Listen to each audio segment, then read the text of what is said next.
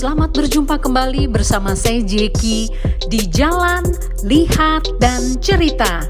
Nah, lewat channel ini kita akan jalan-jalan lagi sambil belajar bersama. Halo teman-teman, selamat datang kembali bersama saya Jeki di Jalan, Lihat, dan Cerita. Teman-teman, kali ini kita akan mengunjungi sebuah negara yang unik dan menarik.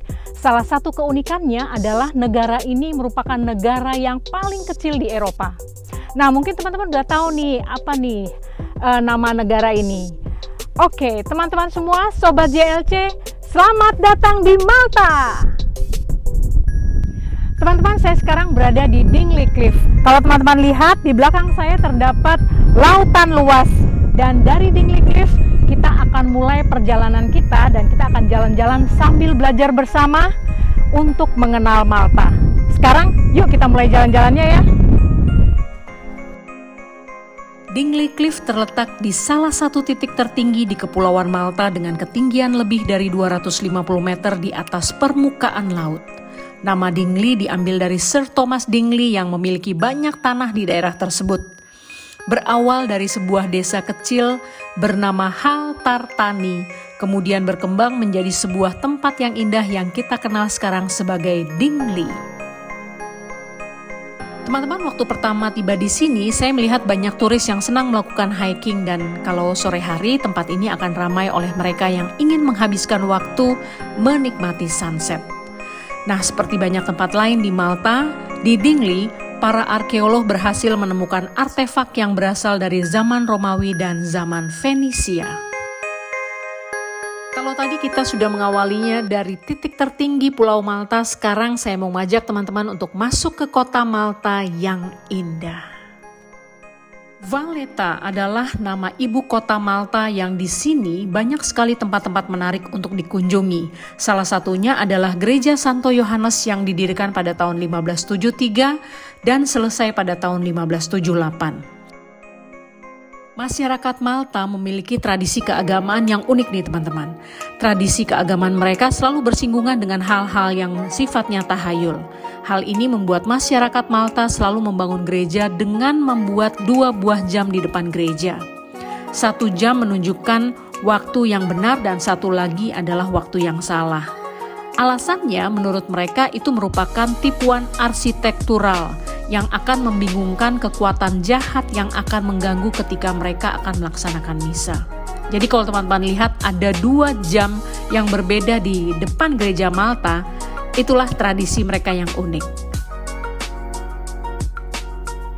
Malta terletak 90 km di selatan Sicilia dan 290 km di utara daratan Afrika.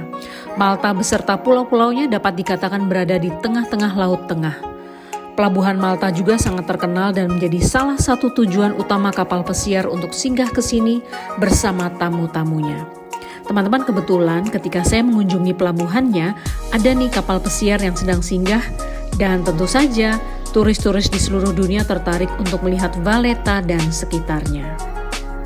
Sambil naik perahu, saya berkeliling melihat tempat yang terkenal dengan nama Three Cities, Vittoriosa, Senglea, dan Cospicua dikenal sebagai 3 kota Malta yang memiliki sejarah hidup melalui pelestarian ratusan tahun dengan keajaiban-keajaiban yang sering terjadi. Kota-kota berbenteng ini terletak seperti 3 desa di jantung pusat bersejarah Malta dan letaknya tepat di seberang Grand Harbour atau pelabuhan dari Valletta. Sedikit cerita sejarah tentang Malta, pada sekitar tahun 4000 sebelum Masehi, sekelompok keluarga petani Sicilia zaman Batu Akhir meninggalkan pulau mereka untuk menetap di sekelompok pulau kecil di selatan. Mereka membawa bersama ternak, tembikar, kantong benih, dan perkakas batu. Merekalah orang-orang Malta pertama. Seiring waktu, penduduk Malta awal ini berkembang dan berhasil. Kemudian pada tahun 800 sebelum Masehi, bangsa Fenisia datang dan hidup di sini bersama penduduk asli. Setelah itu mulai berdatangan juga bangsa Romawi serta bangsa Arab yang akhirnya Malta kemudian dikenal saat itu sebagai pulau yang memiliki penduduk dari berbagai bangsa dengan budaya dan tradisi yang beragam. Nah, sampai saat ini nih teman-teman, kalau kita di Malta, kita akan melihat banyak orang yang dapat berbicara bermacam-macam bahasa selain bahasa Malta.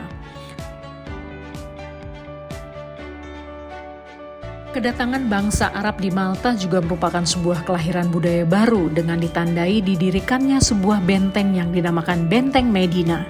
Hari berikutnya tentu Medina menjadi tujuan saya untuk melihat keunikan dari kota benteng ini.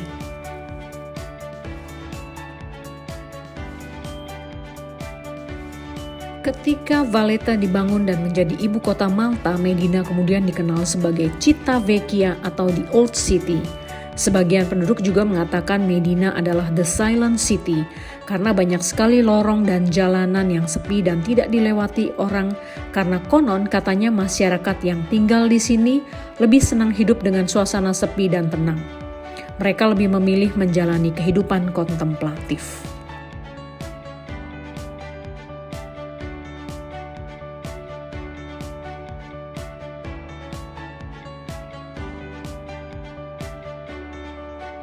Dari kota benteng Medina, kita kemudian keluar dan berjalan sekitar 1-2 km untuk melihat bagian lain yang juga sangat terkenal nih teman-teman. Namanya Rabat. Nah di Rabat ini suasananya sangat terasa suasana Mediterranean. Juga makanan khas Rabat dan tradisi-tradisi Arab. Nah saya sempat singgah ke toko kue dan mencoba membeli beberapa kue yang juga pernah saya temukan di Italia Selatan yang katanya ini juga menjadi ciri khas makanan dari Sicilia. Setelah itu kami langsung menuju ke Katakombe Sin Paul dan Sin Agata. Ya teman-teman, Rabat ini memang memiliki ciri khas lebih antik dan klasik dan memang suasananya sangat berbeda.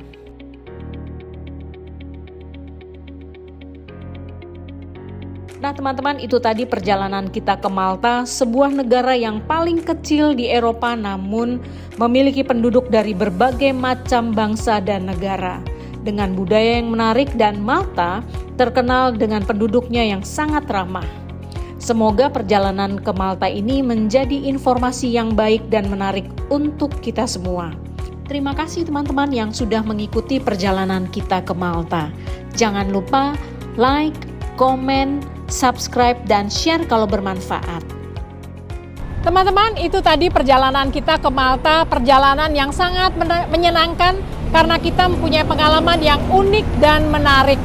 Nah, sekarang saya akan melanjutkan kembali dari Bandara Internasional di Malta. Ikuti terus perjalanan saya di Jalan Lihat dan Cerita.